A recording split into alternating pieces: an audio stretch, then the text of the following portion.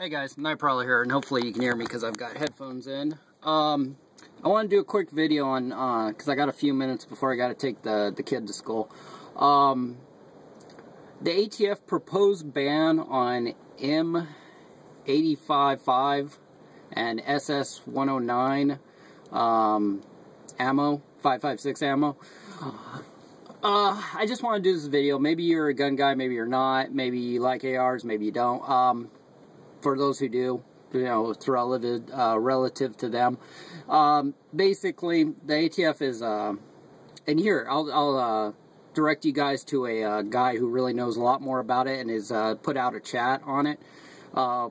Never Enough Ammo. It's Never Enough Ammo, one word.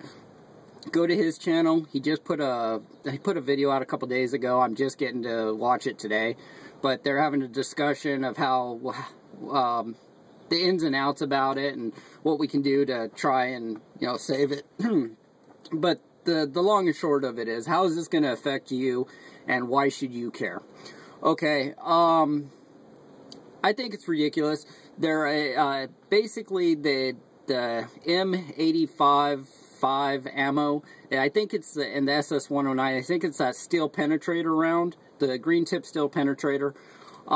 Supposedly it, you know, defeats body armor, and stuff like that, which if you've gone through the internet, you see what it does. You know, you can go through YouTube and look it up, all the stuff. It's not that big of a deal. To me, it isn't that big of a deal. It doesn't like go through anything really more than a normal 5.56 round would go through, or 2.23 for that matter. It's not any badder or eviler or more dangerous than a standard 5.56 or 2.23 round. I just don't see I don't see the necessariness of it all.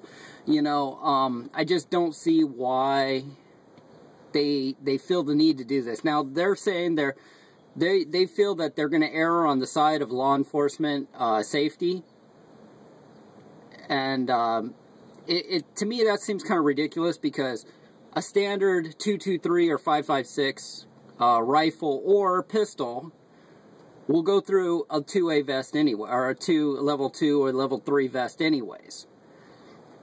It'll zip through it anyhow. So I don't see how that's a safety concern for law enforcement, just because, you know, we all know that our normal round will go through a door, it'll go through, you know, cars, it'll, you know, if we look at the North Hollywood shootout, which I actually physically was on site at the North Hollywood shootout a day after that happened.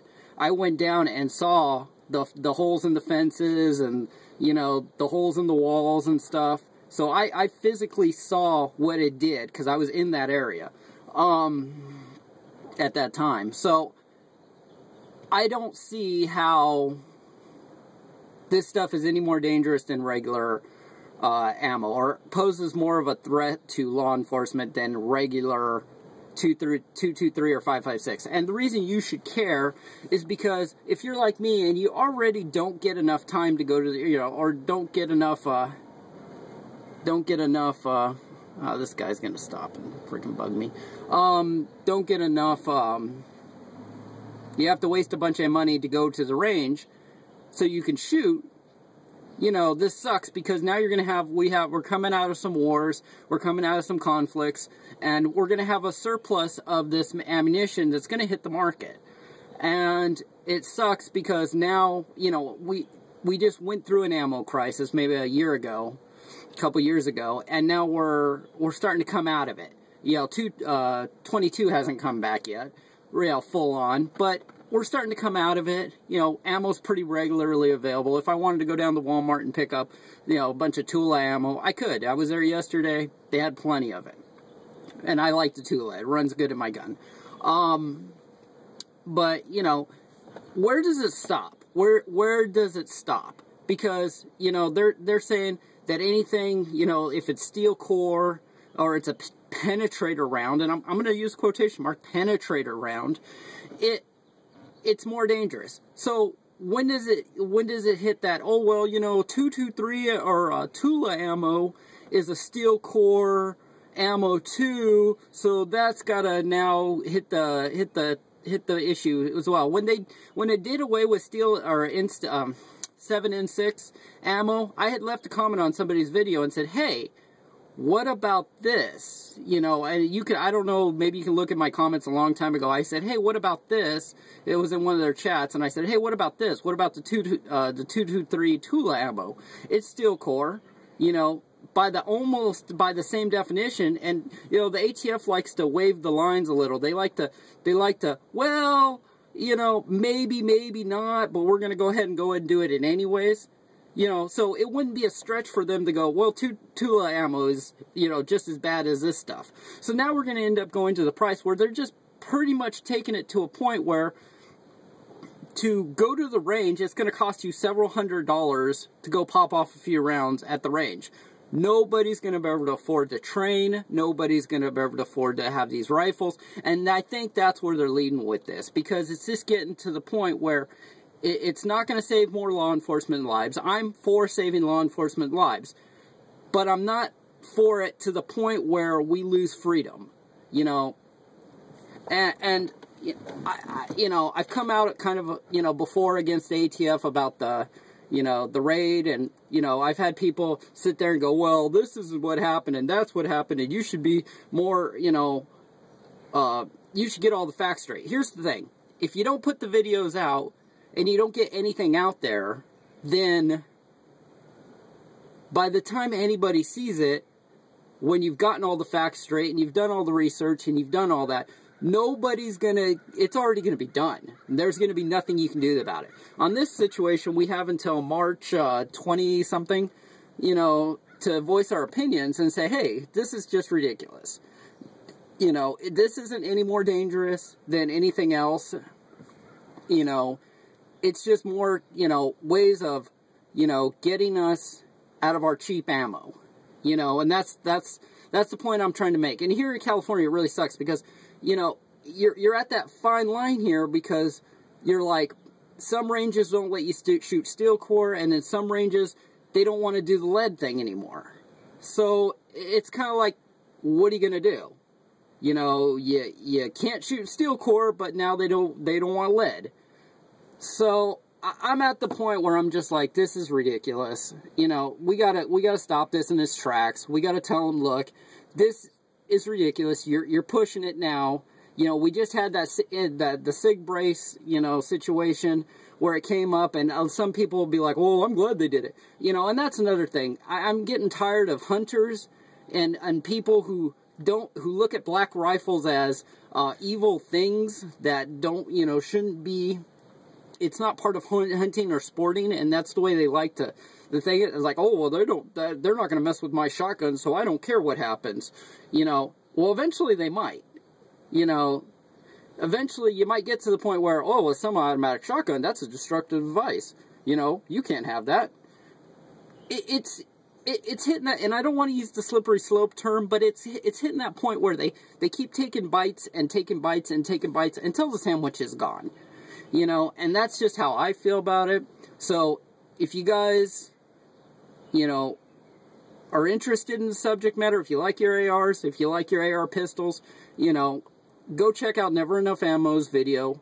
They did a live hangout chat, and it's up on his channel. And it's about an hour long, but it's pretty interesting. You can get more facts out of it. You know, it's cool because you got a group of guys, and they don't always agree, but you can get a group of guys and you can get different opinions about it. You know, there's revolver guys in there, there's semi-automatic guys in there, there's shotgun guys, there's hunting guys. They're all in there, and you can get different opinions on it, and you could, you know, you can get, you know, your conclusions out of that.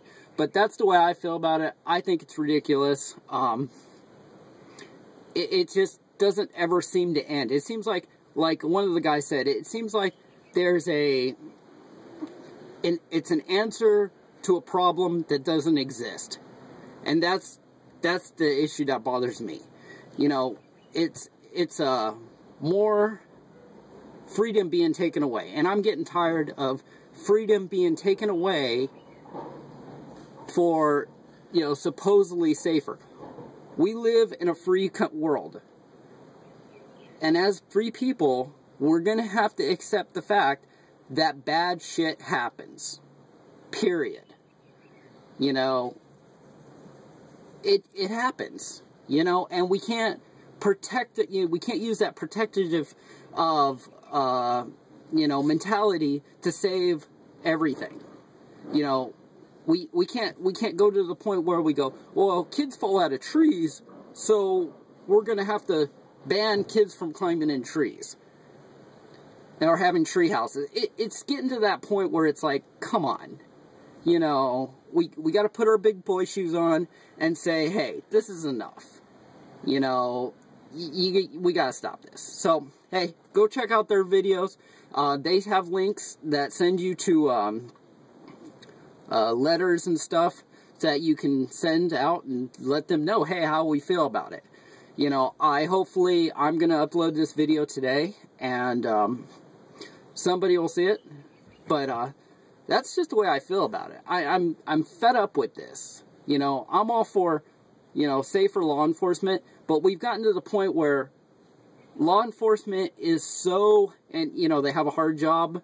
A lot of things happen. It's bad shit for them, but we can't child-proof law enforcement. We can't do it at the risk of losing freedom. It's ridiculous. It really is. It's just they know it was a dangerous job when they took it. They know it was possible that every day they may leave and not come home, and we all mourn that when it happens. But for them to do this, and I mean the ATF, not law enforcement, but law enforcement and the ATF, whatever. But for them to do this is, it's ridiculous. It's not going to save lives. That's the thing. It's not going to save lives. A person that's invested and has decided to do harm is going to do harm regardless of the instrument. Regardless if he has a black rifle, regardless if he has a car, regardless if, a person that's intent on doing bodily harm to other people will do it. So let's stop with the nonsense of, oh, only certain guns are safe, and, only certain ammo is safe, and let's just knock that noise off. It's getting to the point where, it's ridiculous to me. And if I'm the only one, then thumbs down the video. I have no problem with that. If you guys have noticed, I get a lot of thumbs down on my videos, so, hey, check it out. Go to Never Enough Ammo's channel and check out the Hangout chat and see what they say. And oh, sub-tank on the Provari. Ooh, sweet.